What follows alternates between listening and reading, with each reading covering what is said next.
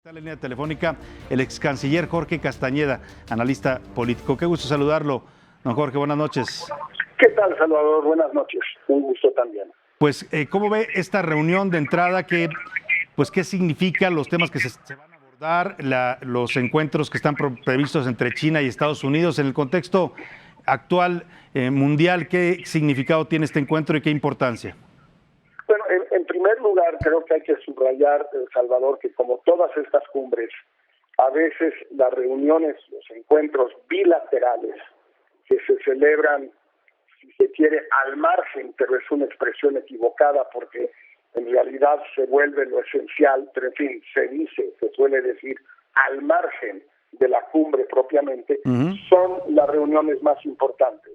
Obviamente el encuentro entre el presidente Trump y el presidente Putin ya lo fue, aunque solo fuera porque Trump parece que se burló o bromeó con el tema de la injerencia rusa en las elecciones norteamericanas de 2016.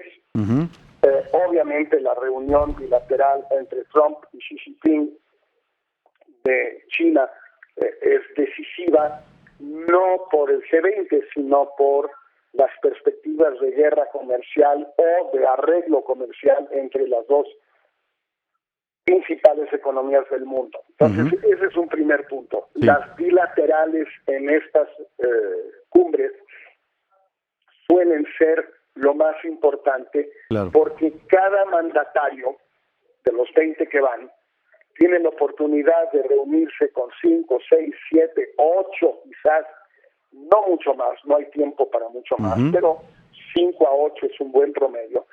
5 a 8 de los mandatarios que más le interesan a él o a ella tener contacto con ellos en materia bilateral para mostrar una cercanía, para resolver un litigio, para conocerse si no se conocen, donde hay una amistad tradicional. Doy un ejemplo, el presidente López Obrador pues hubiera podido tener una reunión especialmente cordial, pienso yo, por ejemplo, con el presidente Macron de Francia o con la canciller Merkel de Alemania, en un momento en que esos países tienen sus dificultades con Estados Unidos, México pues tenemos las nuestras, obviamente. Claro. Entonces, esas reuniones bilaterales, no digo que sea lo esencial, Salvador, pero son muy importantes y la mayoría de los jefes de Estado de Gobierno que acuden, que asisten, van para eso, más que para la foto, más que para las reuniones en plenaria con acompañantes, lo que se llama 1+1 o 1+2, el presidente más su secretario de Relaciones y o su secretario de Hacienda, porque es una cumbre más bien económica. Los orígenes del G20 son económicos.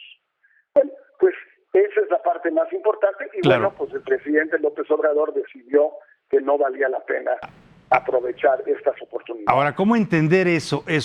Nunca, no recuerdo yo el caso de algún presidente que haya desdeñado o despreciado ir a una cumbre como esta. ¿Cómo entender esta decisión del presidente López Obrador? ¿No le interesa la política internacional? ¿Es más importante para él estar aquí, por ejemplo, en un festejo como el del lunes en el Zócalo? Bueno, podía perfectamente haber ido, hoy estamos apenas a viernes, pero bueno, no tiene avión, entonces a lo mejor pues hay un problema, no había lugar en turista, en los vuelos a Japón, no sé, en fin, es un tema también muy complicado, obviamente no hay lugar todos los días, pero en fin, en principio, en teoría, digamos, hubiera podido estar ahí hoy, mañana, incluso el domingo, o el domingo no, pero el domingo y el lunes estar aquí en su festejo. Digo, hay aviones, sí hay vuelos a Japón, no hay que ir ni en barco, ni nadando, ni en burro, ni nada, si hay aviones. No quiere usar el suyo, pues puede usar vuelos comerciales, hay muchos de Japan Airlines. Well, Japan Airlines ya se canceló hace años, pero de Aeroméxico hay un vuelo a Tokio casi todos los días, de Estados Unidos hay muchos vuelos, y a Los Ángeles hay 15 vuelos diarios, en fin, bueno. No quiso ir porque uno no le interesa y obviamente se siente muy inseguro en estas reuniones. Obviamente no se siente cómodo. El problema, ¿sabe qué es, Salvador? Es que es como la gente que no sabe andar en bicicleta o no sabe nadar. Ajá. Nadie nació sabiendo andar en bicicleta ni sabiendo nadar. Todos tuvimos que aprender, ¿no? En algún punto. Pero ¿sabe cómo se aprende a andar en bicicleta, Salvador? Me imagino que usted se acuerda. Aventándose. Aventándose, no hay otra. ¿Cómo aprende uno a nadar? Pues aventándose. Su papá, su hermano, su mamá, cada quien lo que tenga, pues le va a enseñar, o un instructor, o no sé, un amigo, una amiga, enseña.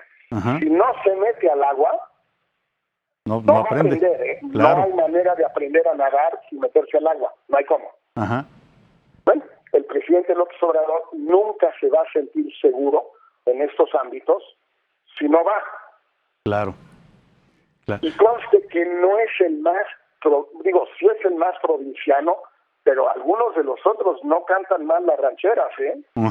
O sea, Peña Nieto, para provinciano, Toluca. Toluca, totalmente, sí. Pues ahí se van, ¿eh? Sí. Y mi propio jefe Fox, entre Guanajuato, Toluca y Macuspana, pues también ahí se van. Claro. Pero, pues se aventaron.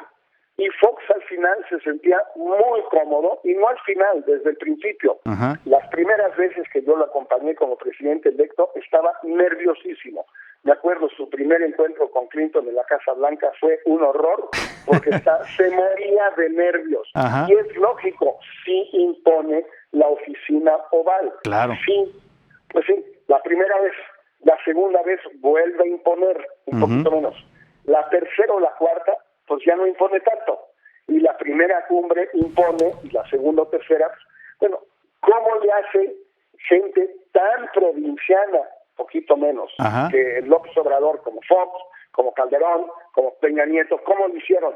Aprendiendo, lanzándose al agua. O sea, ¿le dio miedo al presidente? O sea, no saber desenvolverse en este ambiente. Miedo es una palabra que yo no quisiera usar por falta de respeto al presidente, porque sé que es el presidente de los mexicanos. Yo no voté por él, pero es el que tenemos, es el que el miedo se me hace fuerte, Salvador, pero no, tampoco veo nada de mal usar el término. Yo prefiero, digamos, un poquito de entre pena, entre incomodidad, inseguridad, entre prudencia, inseguridad, me parece el término más preciso. Que bueno que lo menciona usted, Salvador.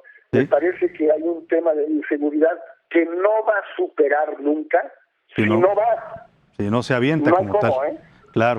Claro, y ahí pues a lo mejor le faltó a su canciller también, a su secretario, decirle vamos, ahí lo apoyamos, lo cuerpamos, en fin. Mire, Salvador, yo lo único que puedo hacer es compartir mi experiencia. Sin duda. Que bueno, es la mía y es la de mi padre también y de mi hermano también. Claro. Los presidentes no nacen sabiendo hacer estas cosas, las aprenden. Todos en México tienen un largo periodo, que es la transición de julio a diciembre, son 5 meses. Son inútiles esos 5 meses, salvo para viajar y aprender a hacer todo esto. Es una especie de ensayo general de su presidencia en lo que a relaciones internacionales se refiere. Todos han aprovechado ese periodo para viajar por el mundo. Porque si uno la riega, y va a suceder, o sea, es imposible no regarla, no hay cómo. Aquel saludo de Fox al rey de España, ¿no? ¿Qué pasó, mi rey? Por ejemplo, bueno, por eso, y Peña creo que hizo un discurso en una especie de inglés aberrante. Sí, claro. Calderón, no sé qué otra idiotesis, o sea, es inevitable. Pero se aprende, vaya. Y como presidente electo tiene uno una red. Oye, pero ¿cómo es posible que dijo semejante imbecilidad Fox o Calderón o Peña? Bueno, solo es presidente electo, no compromete al país, al gobierno, al Estado. Es un ensayo con red. Ya después ya no hay red. Bueno, pues ahí está el análisis de un experto en estos temas, el ex canciller Jorge Castañeda, analista internacional.